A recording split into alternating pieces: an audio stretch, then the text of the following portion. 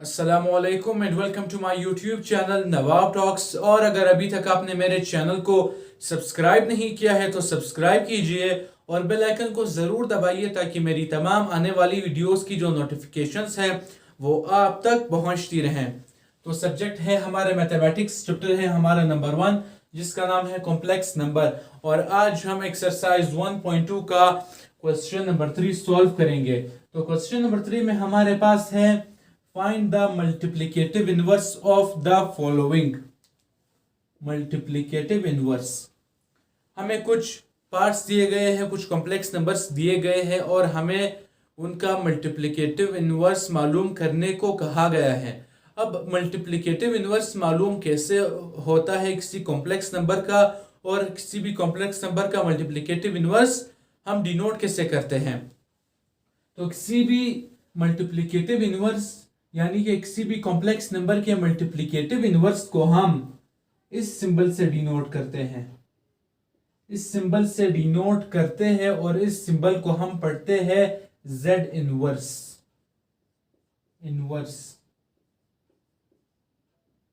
ये तो हमारे पास z आ गया और फिर साथ में इनवर्स का लफ्ज डाल देते हैं z के साथ, तो इस सिंबल को हम पढ़ते हैं z इनवर्स।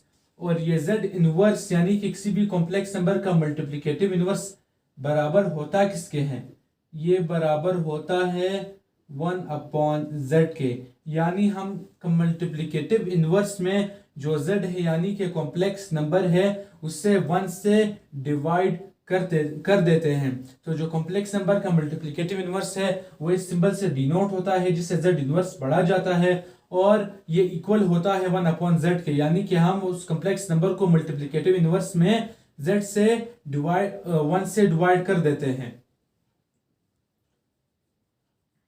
तो अब चलिए, ये तो था मल्टीप्लिकेटिव इनवर्स का सिंबल और फॉर्मूला। और अब हम क्या करते हैं, इस क्वेश्चन नंबर 3 का पार्ट 1 सॉल्व करते हैं। तो सॉल्यूशन ऑफ पार्ट 1, अब हमें इसका मल्टीप्लिकेटिव इनवर्स मालूम करना है। तो ये कॉम्प्लेक्स नंबर है, पहले हम इसे z से डिनोट करेंगे। Let z is equal to 2 - 3 iota.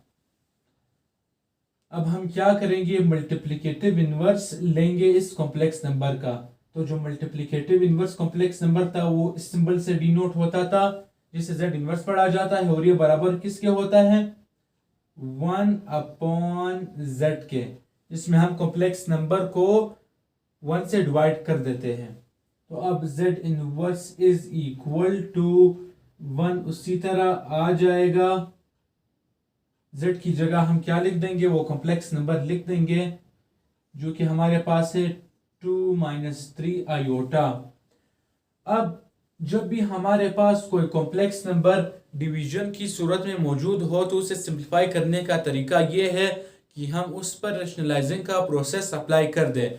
तो ये सिर्फ डिवीजन फॉर्म में मौजूद है या कॉम्प्लेक्स नंबर, तो ये सिंप्लीफाई हो सकता है लेकिन रैशनलाइजिंग के प्रोसेस है। और रैशनलाइजिंग के प्रोसेस में ये होता है, मैंने आपको बताया था कि हम क्या करते हैं, ये जो बटे के नीचे वाला नंबर है इसे इसका साइन बदल देते हैं, यानी कि दरमियान का साइन इसका बदल देते हैं। यानी कि अब ये पहले नेगेटिव है, ये नेगेटिव साइन है, अब इसे हम पॉजिटिव में तब्दील कर देंगे और इसे मल्टीप्लाई करेंगे ऊपर वाले नंबर के साथ भी और नीचे वाले नंबर के साथ भी। इस तरह ये 2 - 3 आयोटा है, इसे क्या करेंगे, इसका साइन हम बदल देंगे यानी कि 2 + 3 आयोटा कर देंगे। इससे 1 के साथ भी मल्टीप्लाई करेंगे और इसी 2 + 3 आयोटा को इस 2 - 3 आयोटा के साथ भी मल्टीप्लाई कर देंगे। तो ये रैशनलाइजिंग का प्रोसेस इस तरह है। अब हम इसको सिंप्लीफाई करेंगे। तो z inverse is equal to ये, अब जो बटे की नीचे वाले नंबर है ये इस पर फॉर्मूला अप्लाई हो रहा है। कौन सा फॉर्मूला अप्लाई हो रहा है, ये वाला, a² - b² is equal to a - b a + b। अब हमारे पास ये जो दोनों नीचे बटे के नीचे वाले नंबर है वो इस फॉर्म में मौजूद है, ये वाला a - b की फॉर्म में है और ये वाला a प्लस बी की फॉर्म में है और ये दोनों मल्टीप्लाई हो रहे हैं, तो इस फॉर्मूले की फॉर्म में मौजूद है और ये फॉर्मूला बराबर किसके हैं, ए स्क्वायर माइनस बी स्क्वायर के। तो हम इस पर ये वाला फॉर्मूला अप्लाई करेंगे, ए स्क्वायर वाला माइनस बी स्क्वायर वाला। तो अब हम क्या करेंगे, 1 2 प्लस 3 आयोटा के साथ जो मल्टीप्लाई होगा तो हमारे पास 2 प्लस 3 आयोटा वैसे ही आ जाएगा। अब जब इस पर फॉर्मूला अप्लाई होगा तो हमारे पास क्या आएगा, इसकी जगह ए स्क्वायर यानी कि ए की जगह हमारे पास 2 मौजूद है तो हम ए की जगह 2 का स्क्वायर लिख देंगे माइनस बी स्क्वायर की बी की जगह हमारे पास 3 आयोटा मौजूद है तो 3 आयोटा का स्क्वायर। अब ये फॉर्मूला बराबर था इसके और हमने ये फॉर्मूला इस पर अप्लाई कर दिया। अब z inverse is equal to 2 plus 3 iota upon 4 का 2 का स्क्वायर 4 आता है माइनस 3 का स्क्वायर हमारे पास आता है 9 और आयोटा स्क्वायर इस तरह लिख देंगे। अब z inverse is equal to 2 plus 3 iota 4 minus 9 iota square की जगह -1 लिख देंगे जो कि आयोटा स्क्वायर की वैल्यू है। अब इसको मजीद सिंप्लीफाई करेंगे, z inverse is equal to 2 plus 3 iota upon 4 -9 जब -1 के साथ मल्टीप्लाई होगा तो हमारे पास आएगा +9 इसलिए आया क्योंकि माइनस माइनस जब मल्टीप्लाई होते हैं तो रिजल्ट हमें पॉजिटिव साइन का मिलता है। z inverse is equal to 2 plus 3 iota upon 4 और 9 ऐड हो रहे हैं और ऐड होकर ये 13 आंसर आता है। अब z inverse is equal to ये जो 13 है ये 2 का भी है और 3 आयोटा का भी है, यानी कि अब हम एलसीएम ब्रेक करेंगे तो ये जो 13 है ये 2 के साथ भी डिवाइड हो रहा है और 3 आयोटा के साथ भी डिवाइड हो रहा है, तो इससे हम अलग अलग इस तरह लिख देंगे। पहले 13 को हम 2 के साथ लिख देंगे और फिर प्लस 3 आयोटा के साथ, यानी कि 3 आयोटा के नीचे भी हम लिख देंगे 13। अब ये हमारे पास इस कॉम्प्लेक्स नंबर का मल्टीप्लिकेटिव इनवर्स मालूम हो गया। ये मजीद सिंप्लीफाई नहीं हो सकता, तो ये हमारे पास इस पार्ट 1 का जो मल्टीप्लिकेटिव इनवर्स है वो मालूम हो गया। अब हम क्या करेंगे, इस पार्ट 2 का मल्टीप्लिकेटिव इनवर्स मालूम करेंगे। तो सॉल्यूशन अब हमारे पास ये जो कॉम्प्लेक्स नंबर है ये किस फॉर्म में मौजूद है, ये ऑर्डर्ड पेयर की फॉर्म में मौजूद है। अब हम जब हमारे पास कोई कॉम्प्लेक्स नंबर ऑर्डर्ड पेयर की फॉर्म में मौजूद हो और उसका मल्टीप्लिकेटिव इनवर्स मालूम करने को कहा जाए तो मल्टीप्लिकेटिव इनवर्स हम तब भी मालूम कर सकते हैं, लेकिन ऑर्डर्ड पेयर की सूरत में अगर हमारे पास कोई कॉम्प्लेक्स नंबर मौजूद हो तो उसका मल्टीप्लिकेटिव इनवर्स मालूम करने के लिए हमें एक फॉर्मूले का इस्तेमाल करना होगा। वो फार्मूला थोड़ा मुश्किल है और बाद स्टूडेंट को वो फार्मूला याद करने में या उस फार्मूले में वैल्यूज पुट करने में मुश्किल पेश आती है। तो इसीलिए हम क्या करेंगे, अपना ये क्वेश्चन आसान बनाने के लिए हम पहले इस ऑर्डर्ड पेयर वाले कॉम्प्लेक्स नंबर को आयोटा फॉर्म में चेंज करेंगे, फिर उसके बाद हमारे लिए मल्टीप्लिकेटिव इनवर्स मालूम करना आसान हो जाएगा। तो हम क्या करेंगे, पहले इस आयोटा वाली फॉर्म में तब्दील करेंगे। ये कॉम्प्लेक्स नंबर है, पहले से डिनोट करेंगे z से। Let z is equal to 5,7 bracket में क्लोज कर देंगे दोनों को। अब हम क्या करेंगे, इसको आयोटा फॉर्म में लिखेंगे। आयोटा फॉर्म में लिखने के लिए हमें क्या करना है, 5 को हम उसी तरह लिख देंगे। ये +7 है तो +7 को हम उसी तरह लिख देंगे और इस कोमा और ब्रैकेट को ख़त्म करके हम 7 के साथ आयोटा लगा देंगे। अब ये ऑर्डर्ड पेयर की फॉर्म से हमने आयोटा वाली फॉर्म में इस कॉम्प्लेक्स नंबर को चेंज कर दिया। अब हम क्या करेंगे, इसका मल्टीप्लिकेटिव इनवर्स मालूम करेंगे। तो z इनवर्स यानी कि multiplicative inverse z inverse is equal to 1/z।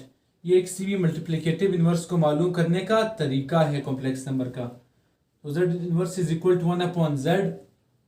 z inverse is equal to 1 लिख देंगे और z की जगह हम क्या करेंगे, वो कॉम्प्लेक्स नंबर लिख देंगे 5 + 7 आयोटा। अब हम क्या करेंगे, ये हमारे पास डिवीजन की फॉर्म में मौजूद है कॉम्प्लेक्स नंबर, तो ये रेशनलाइजिंग का प्रोसेस, ये कॉम्प्लेक्स नंबर रेशनलाइजिंग के प्रोसेस से सिंप्लीफाई होगा। तो चलिए रेशनलाइजिंग का प्रोसेस पर अप्लाई करते हैं। Multiply 5 - 7 iota, 5 - 7 iota. हमने इसका साइन बदल दिया दरमियान का और 7 के साथ भी मल्टीप्लाई कर दिया और 5 + 7 आयोटा के साथ भी मल्टीप्लाई कर दिया, और ये रेशनलाइजिंग का प्रोसेस है। अब हम इसको सिंप्लीफाई करते हैं। z inverse is equal to 1, जब 5 - 7 आयोटा के साथ मल्टीप्लाई होगा तो वापस 5 - 7 आयोटा आ जाएगा हमारे पास। इन बटे के नीचे वाले कॉम्प्लेक्स नंबर्स पर फॉर्मूला अप्लाई हो रहा है a - b a + b। ये हमारे पास ये दोनों इस फॉर्म में मौजूद है और ये बराबर है a² के -b² के। तो हम क्या करेंगे, a² की जगह 5 का स्क्वायर लिख देंगे, -7 b के स्क्वायर की जगह हम 7 आयोटा का स्क्वायर लिख देंगे। अब z inverse is equal to 5 - 7 iota. 5 का स्क्वायर हमारे पास है 25 -7 आयोटा का स्क्वायर 49 आयोटा स्क्वायर। अब इसको हम मजीद सिंप्लीफाई करेंगे तो z inverse is equal to 5 - 7 iota upon 25 -49 iota square की जगह -1 लिख देंगे जो कि आयोटा स्क्वायर की वैल्यू है। z inverse is equal to 5 - 7 iota upon 25 -49 जब -1 के साथ मल्टीप्लाई होगा तो पॉजिटिव 49 आएगा। पॉजिटिव का साइन इसलिए लगाया हमने क्योंकि माइनस माइनस जो मल्टीप्लाई होते हैं तो आंसर पॉजिटिव, तो साइन पॉजिटिव का लगता है।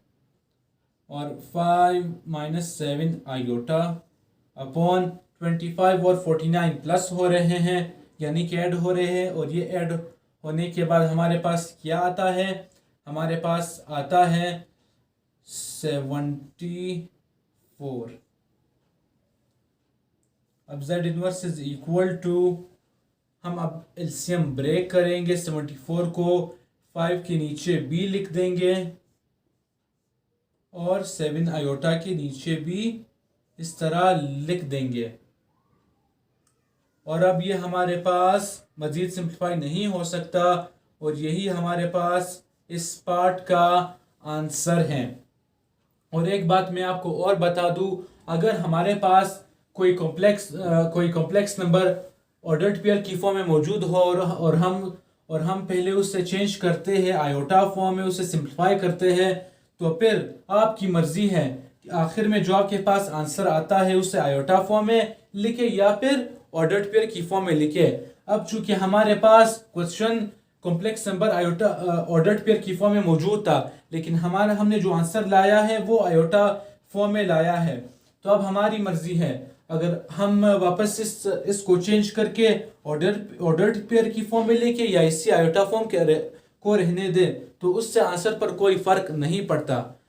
अगर हम आयोटा फॉर्म में आंसर लाए या ऑर्डर्ड पेयर की फॉर्म में आंसर लाए उससे आंसर पर फर्क नहीं पड़ता। तो ये हमारे पास दोनों पार्ट्स के मल्टीप्लिकेटिव इनवर्स मालूम हो गए। तो उम्मीद करता हूँ कि आपको आज का लेक्चर समझ आ गया होगा, और अब आप भी किसी भी कॉम्प्लेक्स नंबर का, चाहे वो ऑर्डर्ड पेयर में मौजूद हो या फिर आयोटा फॉर्म में मौजूद हो, आप उसका मल्टीप्लिकेटिव इनवर्स मालूम कर पाएंगे। अल्लाह हाफिज़ और मिलते हैं अगली वीडियो में।